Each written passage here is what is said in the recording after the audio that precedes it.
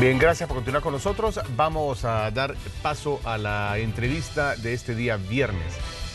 Nos enterábamos y comenzábamos la semana platicando con la ministra de Educación, quien nos platicaba sobre el regreso a las clases presenciales, programado para el día martes 6 de abril, y en efecto ha sido una noticia, al igual que el tema de la vacunación, a la cual se le ha dado muchísimo seguimiento estos últimos días.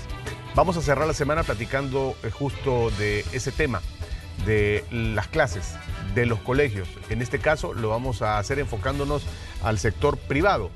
Y por eso vamos a conversar con Javier Hernández de la Asociación de Colegios Privados de nuestro país, quien nos va a alimentar muchísimo con relación a ese tema. Sé que hay muchos padres de familia viendo la entrevista en este momento y muchos padres de familia que tendrán muchas dudas. Si las tiene, con todo gusto, hágale llegar al Twitter, @ArtigaTV.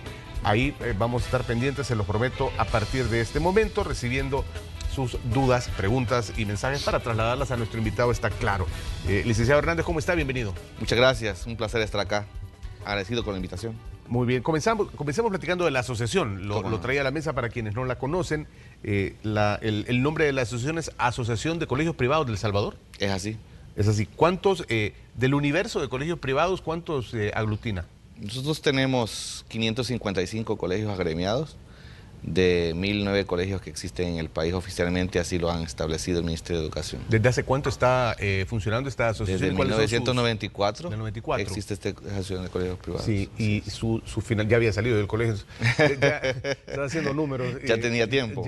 No, recién, bueno. del 93. Sí. ¿Y cómo nació esta asociación? Hace 20 y tantos años, casi. Recuerde 30. que por ese tiempo comenzaba a gestarse la reforma educativa de Cecilia Gallardo Decano, que era el momento en el que comenzábamos a hacer un movimiento de cambios. Gobierno del presidente Calderón Soler. Exactamente. No, estábamos con Cristiani, el post... De Cristiani para Calderón Soler. Post guerra, ¿verdad?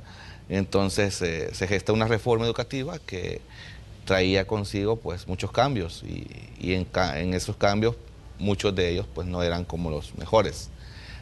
De hecho, logramos que el daño fuera menos de cómo se pensaba hacerle al sistema educativo. Nosotros queríamos proponer en ese tiempo, instalar algunas estrategias de educación que de verdad fueran encaminadas a mejorar la calidad del servicio educativo del país, sea público o sea privado. Pero la asociación incidió de alguna manera, pero no logró convencer, que se hicieran los cambios que de verdad debían hacerse. Por ejemplo, nosotros nos oponíamos al bachillerato de 2 años, siempre quisimos que fuera de 3, y es ahí donde se gestó el bachillerato de 2 años, que quedó el bachillerato general. Usted me imagino que de 3. A mí me tocó salir cuando existía la opción bachillerato académico. Exactamente. Opción físico, matemático, químico, biológico, humanístico. Pues esta fue 3 años, el primero general y los últimos 12. Correcto. Esta fue la reforma que se voló ese bachillerato. Entonces, y que hizo que todos salieran más jóvenes. Exactamente. Comenzaron a llegar los chicos de la universidad a los 17. Así es. Y entonces, bueno, era una de las cosas que nos oponíamos. También nos opusimos a que quitaran especialidades de bachillerato que eran realmente indispensables para que el país... Técnicas como tal, exactamente, sí. Imagínense, quitaron el bachillerato agrícola, quitaron el bachillerato técnico en computación. Entonces, todos esos, para que volvieran a surgir hoy, tantos años después, es porque realmente han surgido, no porque son producto de esa reforma, sino porque se ha forzado a que la realidad del país ha obligado a que el gobierno acepte de que fue un error hacer eso. Y que hay una necesidad de este tipo de mano, llamémoslo mano de obra calificada. Exactamente, pero nace ya esto como un remiendo al sistema, no como una reforma de origen. Pero Javier, esta reforma entonces, la que hizo que dejáramos de tener bachilleratos de 3 años, cuando estaba el académico con las 3 opciones, el primer año general y segundo y tercer año de bachillerato eran especializados, se da en el año 94. Exactamente, por ahí comienza todo eso, se gesta. O sea, hay un tiempo en el que tiene un antes y un después la reforma, y ese era el durante de la reforma. Hay que decir que se invirtieron millones exagerados en esta reforma educativa porque fue donde se establecieron todo lo que es el cambio de la currícula nacional y en todos los niveles educativos, desde parvularia hasta bachillerato. se comienza a gestar en ese momento también el tema de la evaluación de educación media, y en algún momento aparece la PAES como un modelo de evaluación, y comienza también a gestarse modelos de querer medir la intensidad de la competencia que tiene nuestro país en materia educativa con referencia a otros países. Cosas que fueron muy buenas, pero que en realidad hubieron bastantes detalles que la reforma nos ha dejado como huellas, como obstáculos para poder desarrollar el país. Entre ellas, las reformas legales, que de repente la ley de la carrera docente, la ley de educación superior, la ley general de educación, no ha sido en su articulado lo mejor que hemos tenido como para poder desarrollar educativamente el país. Estamos hablando de que son ya 27 años. Así es correcto. De eso. De entonces para acá lo que hemos tenido es un remiendo de todo el sistema educativo. Si hace falta una cosita, tratan de tocar un artículo, usted lo ha visto en la Asamblea Legislativa, y lo llevan al Ejecutivo para que lo pueda aprobar o sancionar o no. Entonces eso ha ido como dejándonos realmente un sistema educativo remendado, y que ahora pues hoy por hoy con esta emergencia de la pandemia hemos sentido que ese remiendo realmente por algunos lados de repente se han descosido por completo, y que no hemos podido enfrentar como quisiéramos haberlo hecho, porque han habido de verdad obstáculos legales, obstáculos técnicos que no los han permitido.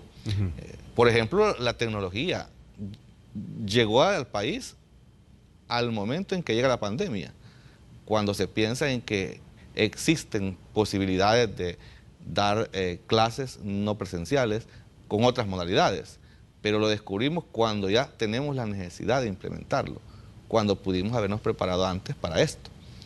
Tiene razón el gobierno actual de poder decir de que nos dejaron o se han encontrado con un sistema con difícil acceso a técnicas, métodos y modalidades que pudieran haber enfrentado mejor la pandemia.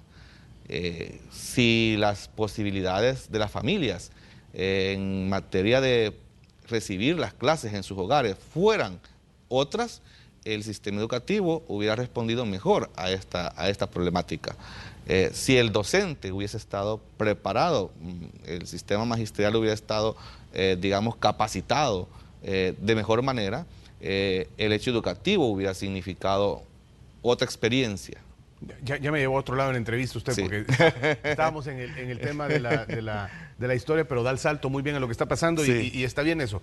Me quedé que también se vino de 3 años a 2 años de bachillerato, pero luego sí regresaron los 3 años, ¿no? En un ínterin. No, se quedó un bachillerato de 3 años en el mismo momento, porque fue petición nuestra de los colegios privados que no se eliminara por completo el bachillerato de 3 años, y dejaron ciertas especialidades, y entonces dejaron dos bachilleratos, los bachilleratos técnicos comerciales, así llamados, que tenían nada más 2 especialidades, contaduría y secretariado, que hoy ya no existe el secretariado, ya nadie busca estudiar secretariado, y dejaron el bachillerato general.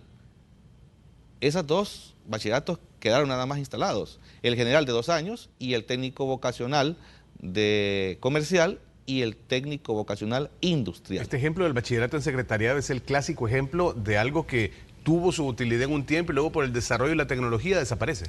Bueno, hay que decir que secretarias siempre vamos a necesitar y que siempre buscan secretarias. Usted abre el periódico los días lunes para las páginas de empleo y se buscan secretarias. ¿Y por qué desaparece el bachillerato en secretariado? Es la pregunta grande que hay que hacerse, porque el sistema educativo dejó de producirlo. Ahora, aquí también hay que decir que el tema de la currícula nacional, el profesional que se está formando, el sistema educativo en sí, necesita definitivamente una revisión integral y necesita, obviamente, un pensamiento donde podamos garantizar definitivamente políticas de educación a largo plazo en las cuales podamos, digamos, obligar a que cualquier gobierno que venga pueda seguir un hilo conductor curricular de sistema, pues, que no se, digamos, permita que cada gobierno utilice 2 años para poder hacer un plan de su gestión de 5 años y 3 años lo dedique para buscar dinero para hacer el plan y no hagan nada porque no consiguieron el dinero. Entonces, aquí hay un tema realmente de país muy importante que deberíamos de los propios y extraños preocuparnos por él. Javier, aterricemos ya en el tema de la pandemia, que usted lo comenzó a abordar hace unos minutos y a adelantar algunos de sus criterios. No. De igual forma se lo pregunto. La primera es así, plana y llana. ¿Qué le pareció el manejo que hizo el gobierno en el sector de educación de la pandemia? Me parece muy bueno, desde su principio. Creo que el señor presidente se puso al frente en todas las áreas y el hecho de que, por lo menos en nuestro sector, que es educación, llegara a suspender las clases hace un año fue lo mejor que pudo haber hecho. Y creo que el manejo de cómo ha ido supliéndose la necesidad de la continuidad educativa, aunque sean no presencial o no semipresencial, digamos que se ha hecho lo que se ha podido con lo que poco que se tiene. Porque el país no tiene instalada una capacidad, digamos, que pueda soportar una educación virtual de calidad, comenzando por la calidad del servicio de internet que tenemos en el país. Acá donde estamos, pues obviamente gozamos de un buen internet, porque es una zona urbana, una zona céntrica, donde más hay consumo de internet. Pero si usted va a las escuelas o colegios privados del interior del país, se nos complica conseguir un ancho de banda que pueda soportar un buen internet para que podamos conectarnos y pueda la carretera llevarnos el hecho educativo del hogar del maestro al hogar del estudiante sin ninguna dificultad, pero tenemos esas dificultades. Que era una de las que mencionaba la ministra de Educación que estuvo aquí sí. el día lunes, que se han encontrado, que ellos trabajan con las 4 empresas grandes que proveen este servicio, pero que se han encontrado con que ninguna de las 4 a veces opera o da servicio en lugares de nuestro país. Nuestra señora ministra ha sido suficientemente capaz y muy sincera en el campo de decir realmente lo que tenemos y lo que estamos haciendo. Y nosotros como colegios privados hemos apoyado la gestión del señor presidente Bukele y la gestión de la señora ministra de Educación en el sentido de que podamos darnos la mano y que la educación pública y privada podamos de verdad salir adelante de este proceso en el que de verdad no solamente la conectividad ha sido el problema, también tenemos que ver otros variables que nos hemos tenido que, digamos, solucionar con lo que al paso hemos encontrado. Por ejemplo, las capacitaciones, la capacitación al docente, la capacitación al padre de familia, al estudiante, porque no es lo mismo manejar un teléfono para ver Facebook que para ver Classroom, no es lo mismo, definitivamente que no.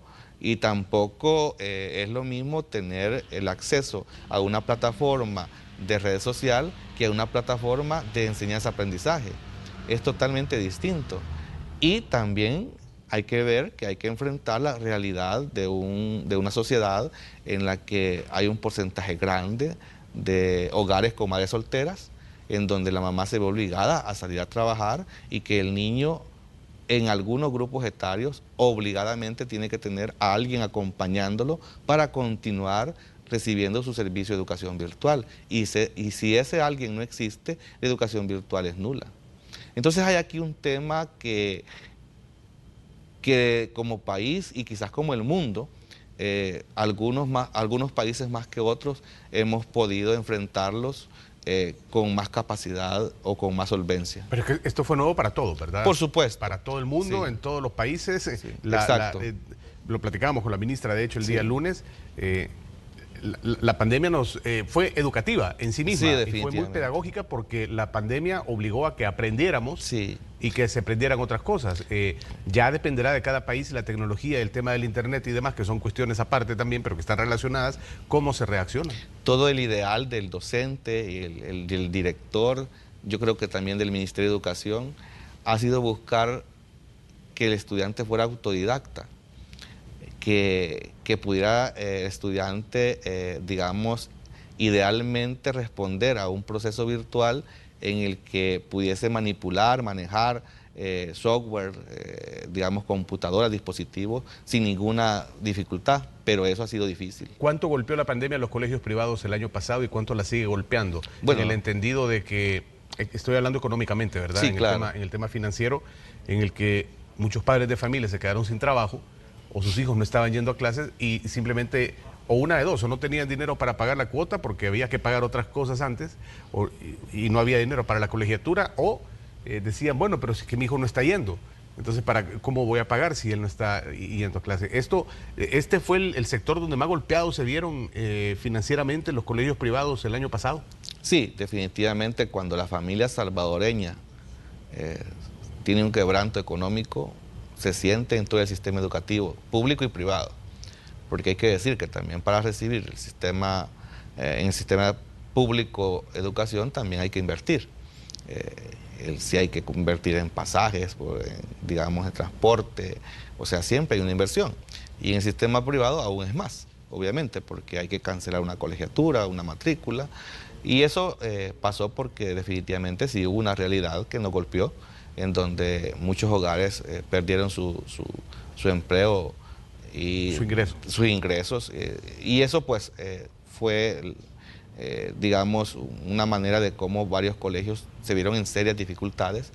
Algunos este año no han abierto. ¿Tiene datos de cuántos colegios cerraron o no han vuelto a abrir? Nosotros monitoreamos al final del año pasado y al principio de esa variable, y encontramos 15 nombres de colegios privados a nivel de todo el país que no iban a abrir matrícula para este año y no abrieron matrícula para este año. Entre algunos son colegios que tenían cantidad de estudiantes muy considerables, hasta 500 estudiantes algunos, y no abrieron ya para este año 2021. Eso significa de que el tener que soportar, digamos, financieramente déficit financieros es complicado para un colegio cuando la mora de las colegiaturas es alta o cuando las cuentas incobrables crecen, cuando, digamos, los padres de familia retiran a sus hijos de los colegios y se olvidan de pagarlos.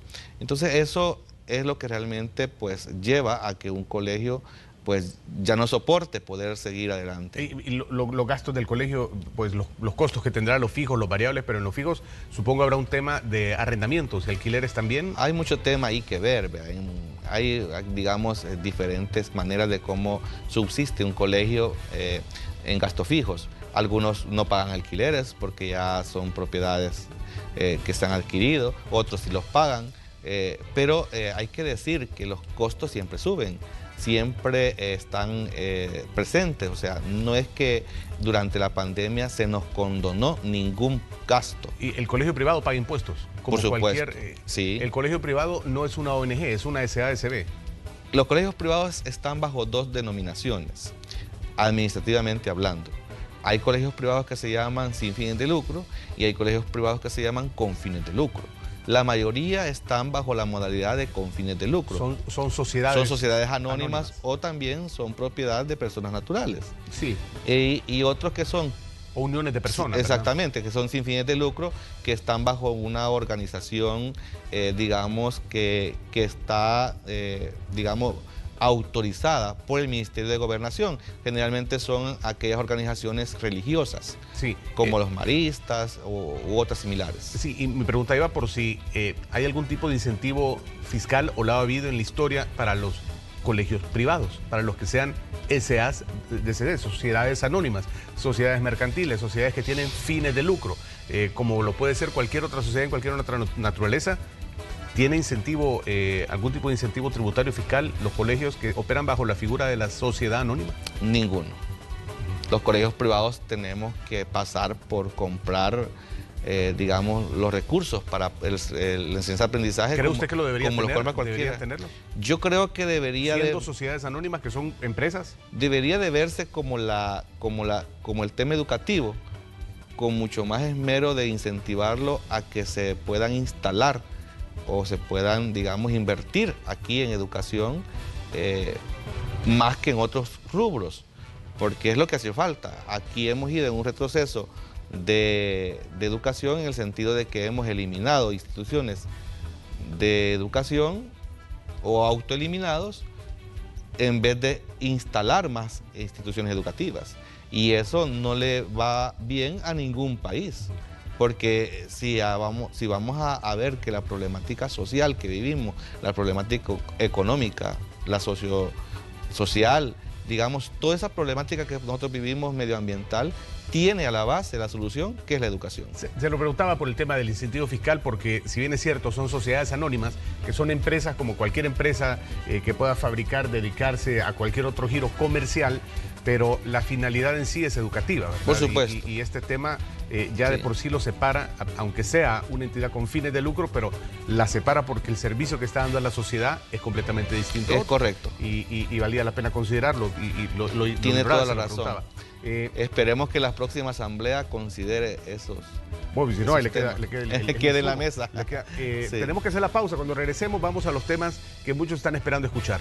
Regreso a clases, medidas de bioseguridad, cómo han reaccionado los colegios a la apertura ya de las clases presenciales, el tema de colegiaturas, etcétera, cuando volvamos.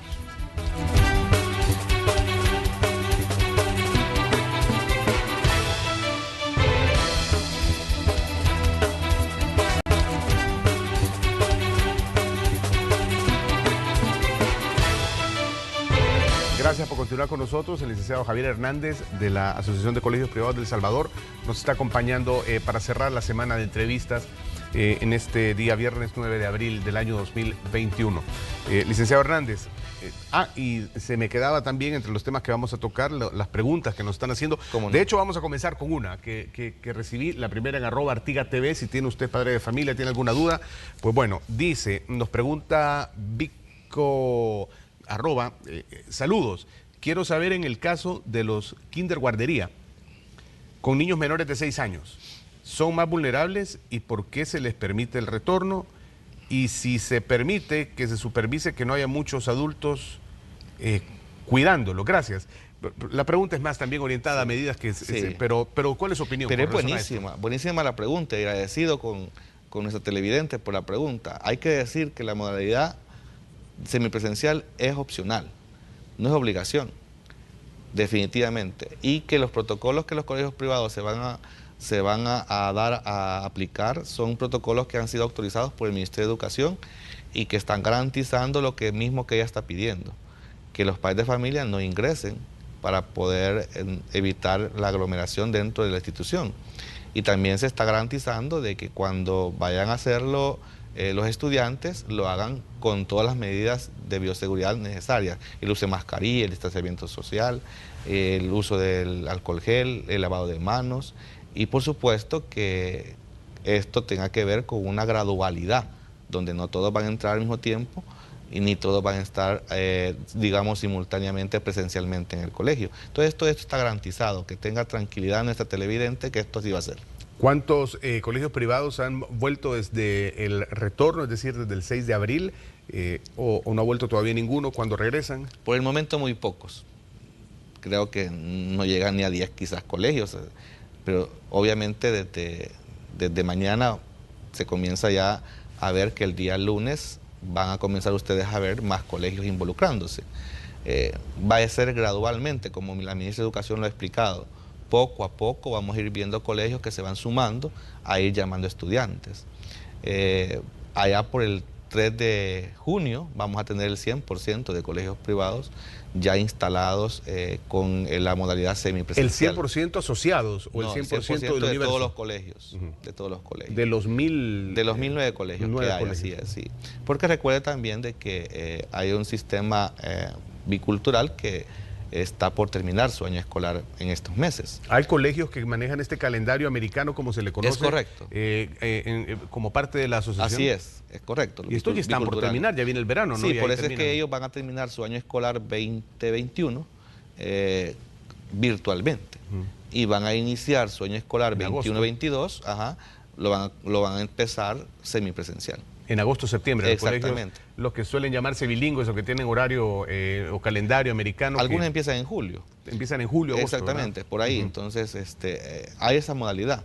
Por eso es que como la educación privada es tan versátil, Entonces tenemos que ver la manera de que vayamos ordenando el sistema y que vaya respondiendo a las necesidades, como nuestra amiga televidente lo acaba de decir. La ministra nos hablaba aquí también el día lunes de la importancia que tiene el hecho de seleccionar más los contenidos ahora para los estudiantes, en la base de que la pandemia nos puso en la obligación de lanzar un contenido virtual e involucrarse en ese aspecto. Y no se puede abarcar todo de manera virtual o semipresencial. Este ha sido un reto para los colegios privados. Definitivamente. También sucede que, como lo hablábamos al principio, la currícula ha sido, digamos, parchada, remendada desde la reforma del 90 y algo hasta aquí. Y eso también le complicó al sistema, digamos, tener un porcentaje, digamos, del 100% de contenidos de una asignatura. ¿Qué vamos a dar de ese 100% virtualmente y qué no vamos a dar? ¿Qué vamos a servir como contenidos y qué no? Entonces, ¿qué tuvo que hacer el Ministerio de Educación? Hacer un proceso de reajuste, y lo que nos trajo como producto fue, digamos, una adecuación de contenidos, en donde se redujo el número de contenidos a servir de cada asignatura, dado a que había que estudiar el currículum y su relación con los demás.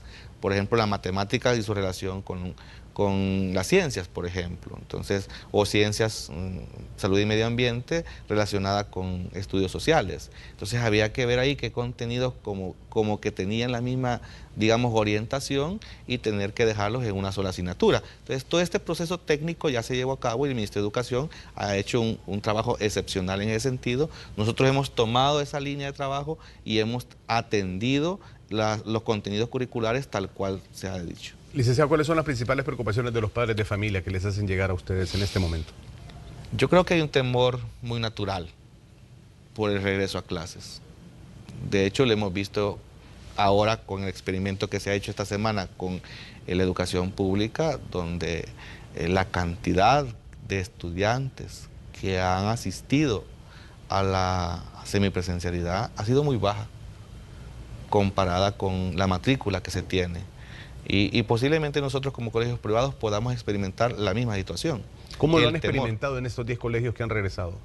Es una baja asistencia, ¿verdad? Porque hay un temor natural, y eso lo consideramos nosotros que es una cosa que se va a ir superando poco a poco, con el tiempo que nos vaya dando la confianza, en donde el padre de familia vaya viendo de que el colegio está dándole la garantía de seguridad, donde vaya viendo el padre de familia que su colegio está seriamente higienizado, donde está seriamente desinfectado, donde la limpieza es, digamos, un tema principal en el centro educativo, donde vea que las medidas de bioseguridad se están cumpliendo de verdad en la práctica, no en teoría, donde vea que los recursos que se están usando son de calidad en cuanto a los químicos que se están usando, si se van a usar, entonces esa confianza yo creo que va a ir permitiendo que poco a poco se vayan sumando aquellos estudiantes que han quedado como modalidad virtual, se vayan sumando a la modalidad semipresencial. Pero qué interesante, porque me acaba de decir que entonces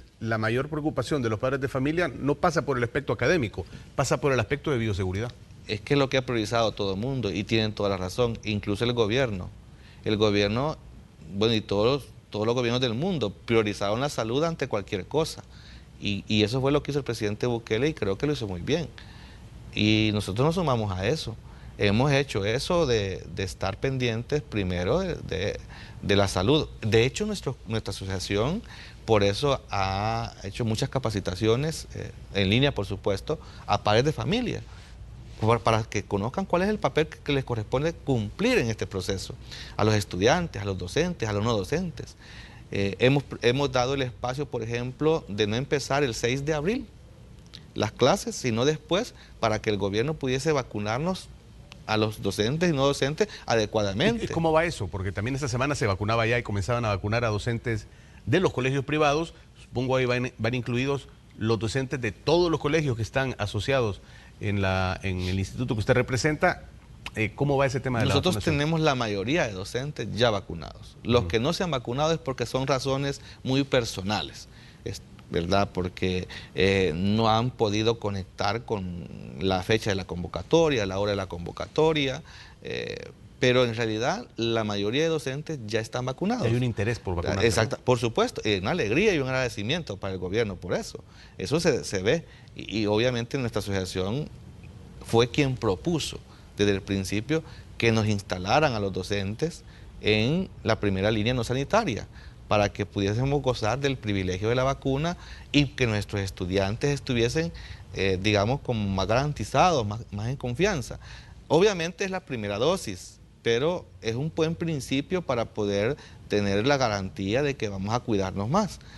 El tema de la vacuna para nosotros ha sido, digamos, una gran, digamos, tranquilidad que le ha traído al sector, porque también se han incluido no solo a los profesores, sino también a los ordenanzas, a las secretarias, al personal administrativo, que también tiene relación con los estudiantes. Aquí sí también nos quedó pendiente, no sé si lo van a tocar, es el transporte escolar, si lo van a vacunar o no, porque yo creo que es importante. Es que hay dos sectores que hablábamos con la ministra. Exactamente. Uno es el del transporte escolar, que ya llevamos esa noticia también aquí el miércoles. Me parece que ya había un pronunciamiento de parte de un grupo de transportistas escolares que ellos necesitaban, que ellos decían, llevamos los vidrios abajo, a los niños les pedimos que guarden distancia, pero pues es un microbús, es un entorno cerrado. Pero es que no es solo eso, no es solo eso. El transporte escolar no es solamente el motorista, es que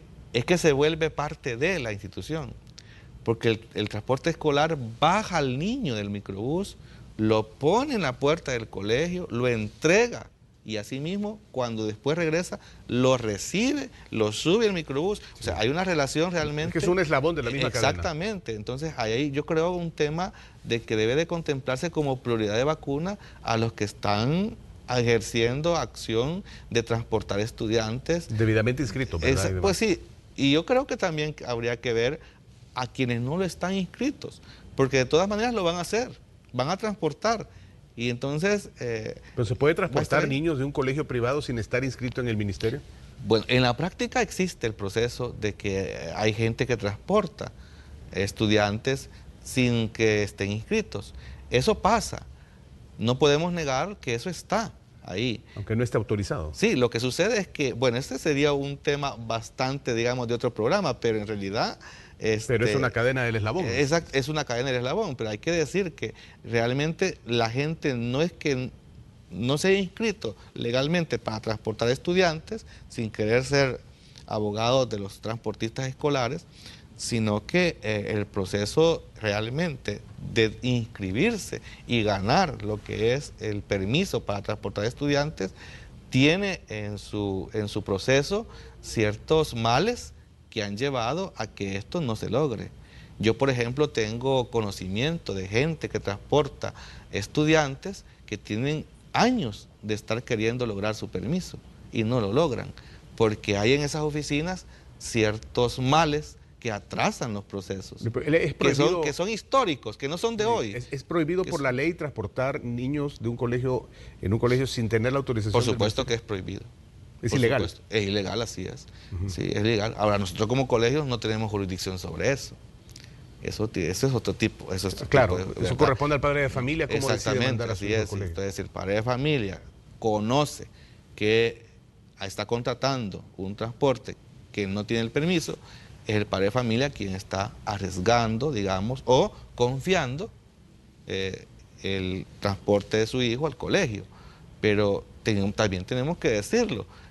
Hay gente que tiene el permiso con condiciones de menor calidad de servicio de transporte, con otros que no tienen el permiso y tienen mejores calidad de servicio. Entonces, ¿qué quiere decir esto? De que el tema no está en el transportista, sea bueno o sea malo, el tema está en la institución que está dando los permisos, que de repente tiene gente históricamente ahí muy mala y acostumbrada a negociar con los permisos, que es lo más delicado. Pero esta es una dependencia de educación, transporte. No. Esta es una dependencia del Viceministerio de Transporte. De transporte, ¿no? Así es. Tiene que ser por ese lado ahí.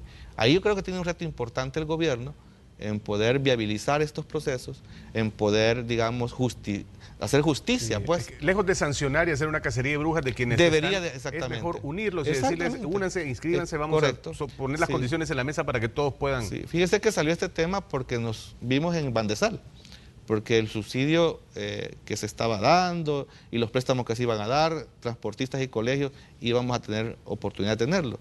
Y entonces ahí salen bastantes transportistas que dicen, nosotros no tenemos el permiso, pero no es que no lo queramos tener, es que hay procesos.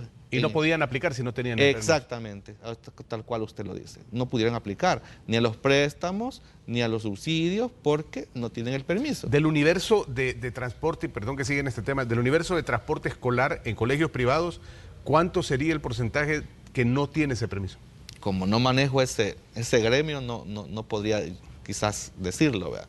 Pero nosotros como colegios privados conocemos que existen, claro, de las dos áreas. Como usted mira taxis ahí que son de color amarillo y taxis que no son de ningún color y funcionan y andan trabajando y ahí están. Entonces, así mismo funciona el tema del transporte escolar. Yo creo que aquí la gran oportunidad que hay es que hay gente que quiere hacer su trabajo sanamente, que quiere involucrarse en la actividad económica del país por las buenas, pero que el sistema no está dando la oportunidad de legalizarse. ¿Y será un problema administrativo de la oficina como tal o requiere algún tipo de modificación en la Asamblea Legislativa de alguna legislación que facilite las cosas? Yo creo que es un tema de actitud de los empleados que se encuentran en esa dependencia, ¿verdad? Y que es un tema en que, claro que lo podrían decir mucho mejor los que están pasando por ese proceso, que yo lo que escucho es que lloran mucho, porque los maltratan en ese sentido. Por decirle algo, comienzan un trámite y van a preguntar y nunca sale el trámite. Después les dicen que ya se vencieron los documentos y que tienen que volver a comenzar los trámites. Si hay transportistas ahí que me están escuchando, me están viendo, tal vez nos pueden escribir para decir cómo es ese asunto. Pero en realidad es lo que nos han comunicado. Entonces los permisos nunca salen porque los procesos se atrasan, se vencen los documentos, vuelven a comenzar el proceso y ese es un círculo, digamos, malicioso que se tiene en esas dependencias y que de repente sí a algunos les cumplen y a otros no. Bueno. Y a los que les cumplen, por algunas razones les cumplen, y a los que no les cumplen, por algunas razones no les cumplen. Bueno, las autoridades de transporte del país seguramente tienen que responder sobre han estado pendientes de este espacio, están pendientes de este espacio y habrán tomado nota de su comentario. Pero en parte de esta otra cadena de vacunación también están los servicios de alimentación en los colegios privados. También ellos se han pronunciado, me han escrito al Twitter, Artiga TV, y traje ese comentario, me parece, a la ministra. ¿Y qué pasa con estas personas también? ¿Piensan ustedes que deberían estar en la línea de vacunación, tanto como los transportistas? ¿Están atendiendo a los niños los alimentos? Fíjese que en algunos casos logramos vacunarlos, no en todos, porque si el colegio privado tiene una cafetería, propiedad del colegio, entonces el empleado de la cafetería se vuelve un empleado administrativo del colegio. Y ese se ha vacunado. Personal administrativo. Exactamente, ¿sí? Pero cuando la cafetería ha sido arrendada a alguien, no es personal del colegio. En esos casos no se ha vacunado. En esos casos no se han vacunado a estas personas. ¿Y los padres de familia saben perfectamente eso o no lo saben? Los padres de familia, por supuesto que lo conocen, ¿verdad? Sin embargo, hay que decirlo, de que en muchos casos los colegios privados no vamos a abrir cafeterías. Vamos a tener que depender del lunch, de la alimentación que el padre de familia le coloque a su hijo para que lo lleve al colegio. Porque significaría un área más que habría que tener de control, de verificación, de limpieza, de desinfección en el colegio. Y los controles, usted sabe, la manipulación de alimentos, claro, es una cosa muy delicada.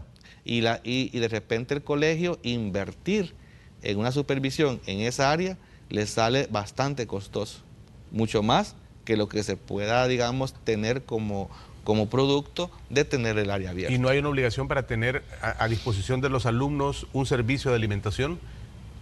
No, de hecho hay colegios que aún en tiempo de no pandemia no tuvieron cafeterías, porque lo que han tenido son, digamos, espacios donde el padre de familia ha proveído al estudiante todos los días de que lleven un plan de alimentación muy personal, porque eso también ha sido normado por el Ministerio de Salud, en donde se recuerda usted que hubo una campaña en donde había que garantizar que las altas concentraciones de azúcar, de grasas, dejar de vender harina, tales cosas, exactamente, todo eso. Sí. Entonces todo eso llevó a que de repente el acuerdo con el padre de familia mejor fuera, póngale usted su alimento que quiere que consuma su hijo.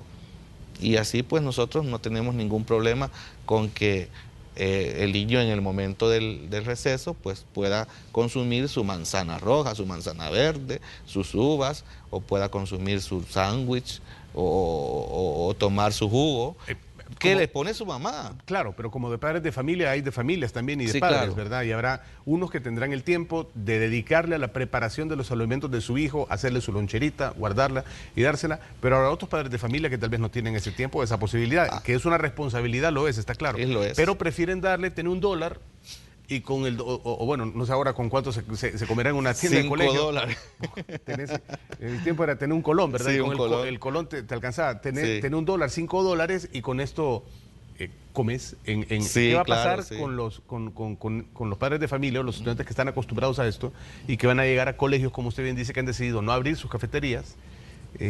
La jornada del estudiante seguirá siendo la misma o la van a recortar? Esto tiene que ver con la alimentación, porque entre más tiempo pasa uno, más tiempo le va a dar hambre en el colegio, ¿verdad? Sí, hay dos cosas, ¿verdad? Primero tenemos que decir que la alimentación en los colegios privados es un tema responsabilidad del padre de familia y que nosotros estamos muy de acuerdo en que dependiendo la opinión del padre de familia en el manejo de ese tema, así se va a hacer. Si el padre de familia dice, no, mejor yo le pongo los alimentos a mi niño, pero no vendamos nada en el colegio, ahí sí tiene que ser votación y lo que la mayoría diga, eso se va a hacer. En el tema de la jornada, siendo corta, siendo larga, obviamente no es la jornada semipresencial un horario igual que a una jornada presencial. ¿Cómo estarán? Sobre todo por los protocolos de ingreso y los protocolos de salida que hay que trabajar en los estudiantes. Imagínese usted, solo para entrar al colegio, la cola que hay que hacer con un distanciamiento de 1 metro, 1,50 m, y pasar primero por un portón en donde le tengan que tomar la temperatura, le tengan que hacer pasar por una alfombra de desinfección, le tengan que hacer pasar por un lavado de manos o por un alcohol gel. Eso lleva tiempo. ¿Cuánto tiempo se gasta ahí? Entonces, ahí es un filtro en el ingreso del colegio que gasta tiempo. El filtro que gasta en el ingreso al aula es otro, porque es el cuarto filtro. Entonces, ese tema hace que la jornada semipresencial se vuelva de menor hora clase. Si antes se recibían 5, de repente hoy se van a recibir 4 o 3 horas clases al día. Entonces esto va a significar que el estudiante va a pasar el mismo tiempo dentro del colegio, pero de repente no va a recibir el mismo número de horas clases que antes. ¿Cómo están los horarios ahora? Antes había, parece, un universal que se entraba a clases a las 7 de la mañana, 7:30, hasta las 12, 12:30, ¿verdad? Sí. Y luego, y los colegios bilingües que llevan hasta las 3 de la tarde. Es correcto. Algunos. Pero ahora, en este tiempo, parece que duran un poco más las jornadas, aunque no sea un colegio bilingüe, ¿no? He visto colegios que terminan a las 3 de la tarde. Bueno, hasta donde cortamos la suspensión de las clases presenciales, habían distintos horarios en los colegios privados, porque esto depende del plan que ofrece el colegio al padre de familia. Pero por lo general, el programa que pide 5 horas diarias de clases en educación básica y parvularia estaba orientado de 7 a 12. Esto tenía que ver con que las asignaturas también que no están en la currícula nacional y que los colegios privados sí damos como un valor agregado, se tengan que dar en ese mismo tiempo. Entonces hay un tema ahí de que la distribución, digamos, de las clases y las materias tengan que ver con un alcance según el proyecto que se ha presentado al Ministerio de Educación, porque para poder tener el permiso de reapertura, cada colegio ha presentado su plan de trabajo que ha sido aprobado por el Ministerio de Educación para tener nosotros ese permiso. Y de esa forma cada colegio va a orientar su desarrollo semipresencial de acuerdo a ese plan retorno. Tengo tiempo para dos más nada más y para ir haciendo conclusiones. Mencionó, me dicen acá, el tema de la entrada. ¿Qué hay con la salida? Porque es igual. Es importante, porque la salida... Sí, tiene toda la razón. Tiene la idea de los colegios y ve la montaña de niños para afuera, ¿verdad? Cuando es el timbre para salir de clase. ¿Cómo se va a manejar esto también? Tiene toda la razón. La salida es igual. El protocolo de salida es igual. Tenemos que hacerlo gradualmente y así lo hemos planteado en nuestros protocolos. Sí, primero, no es que vamos a tener la fila de grados esperando salir, sino que hay que gradualmente en el horario, con un intervalo de tiempo, distinguir que un grado va a salir a tal hora y otro grado a otra hora. Esto yo sé que va a ser complicado y a esto vamos a enfrentarnos, porque mire, el padre de familia que tiene un hijo en primer grado y tiene otro en tercer año de bachillerato, y si el orden es por grado menor a grado mayor, imagínense cuánto va a esperar un padre de familia para sacar a los dos hijos del colegio. Y lo mismo pasaría para ingresarlos. Entonces, este proceso definitivamente no va a ser fácil. Vamos a tener que irnos acostumbrando y vamos a tener que, digamos, tomar medidas de tranquilidad, de tolerancia, para que podamos acostumbrarnos a esta nueva normalidad. Y la otra cosa es que de repente puedan pasar algunos momentos difíciles, por ejemplo, con la temperatura. Lo hemos vivido ahorita con la escuela pública. Fíjese que sin saber llegan con temperatura alta los niños. Y estamos buscando nosotros por qué llegan con temperatura alta los niños. ¿Pero se les deja ingresar con temperatura alta? No se les deja ingresar. Pero se les ve normal. Se les ve normal y los niños hasta se ríen porque no se sienten calientes, pero el termómetro muestra 38.5 y entonces con esa temperatura no entran y da tristeza decirles no puedes entrar. Entonces puede que esto nos va a pasar en el colegio. Imagínense usted que un niño llega con temperatura no aceptable para poder pasar al colegio y va en microbús y no podemos dejarlo entrar al colegio. ¿Con quién lo vamos a mandar a la casa?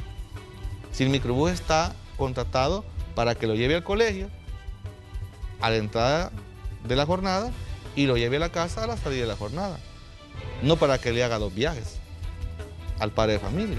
Entonces estos fenómenos de que de repente no son generalizados van a pasar en la historia del colegio y vamos a tener que tener planes alternativos de respuesta a estos eventos, en donde de repente, pues mire, vamos a tener que llamarle al papá que está trabajando en la empresa y decirle, su hijo viene en microbús, pero su temperatura no le permite ingresar al colegio. Entonces, ¿quién puede venir a traerlo ahorita? Porque no podemos dejarlo entrar al colegio. Esos protocolos están ya establecidos y vamos a tener que depender de variables como estas. Y una última para terminar también.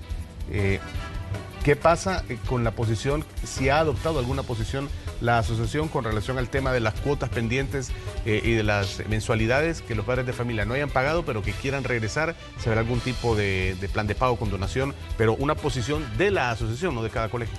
Nosotros como asociación hemos lineado a los colegios privados brindar todas las facilidades a los padres de familia que quieran retornar al sistema de educación privada. Y que tengan mora. Y que tengan mora, por supuesto, y que tengan mora. De hecho, hemos logrado solucionar la mayoría de los casos.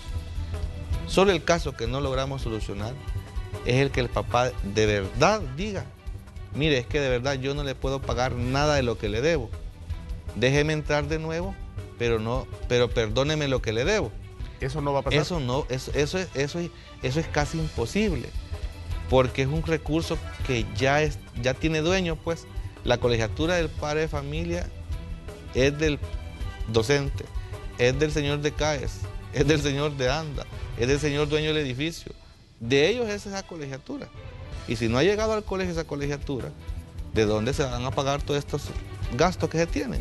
Entonces, pero aún así, si bien es cierto, no se pueden condonar deudas, pero sí se pueden dar facilidades de pago.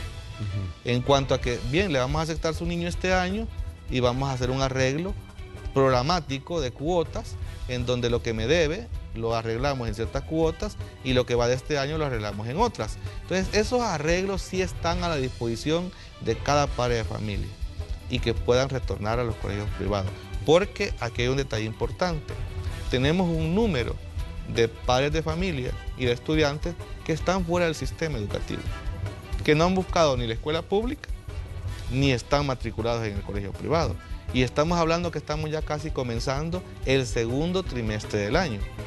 Quiere decir que corren el riesgo de que pierdan su año escolar, porque no están matriculados en un sistema ni en el otro. Así que nosotros hacemos un llamado como Asociación de Colegios Privados que busquen su colegio y que busquen hacer un arreglo administrativo muy armonioso, que yo creo que beneficia tanto al colegio que no quiere perder el estudiante y tanto al padre de familia y estudiante que quiere continuar su educación. Licenciado Javier Hernández, gracias por habernos acompañado de la Asociación de Colegios Privados en una semana importante, marcada por el regreso a las aulas, por el regreso a las clases presenciales, en este caso una modalidad semipresencial, porque también se estará impartiendo algo que es completamente voluntario y que depende del padre de familia si manda o no, y los colegios privados pues se suman a esta dinámica. Como resumen, nos ha hablado de que aproximadamente 10 colegios privados ya comenzaron, sí, y se espera que esta próxima semana se sumen otros más. Se están sumando poco a poco, gradualmente vamos a ir viendo colegios que se están sumando.